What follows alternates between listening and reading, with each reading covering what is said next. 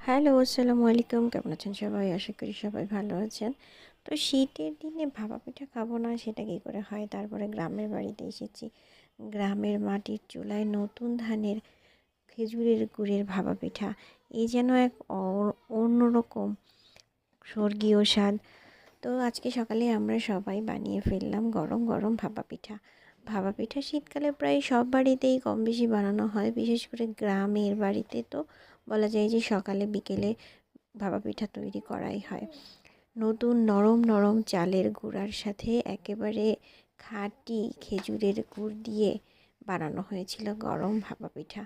প্রথমে আটাগুলো ভালো করে নরম করে নিয়ে তারপরে খেজুরের গুড় দিয়ে এইভাবে মাটির ছোট ছোট সরাতে ভাপা পিঠা এইভাবে আমরা বানিয়ে সবাই মিলে গরম গরম খেয়ে নিলাম। এই যে দেখেন হয়ে গেছে ভাপা পিঠা। আপনারা কিন্তু অবশ্যই বাসায় বানিয়ে খাবেন গরম পিঠা।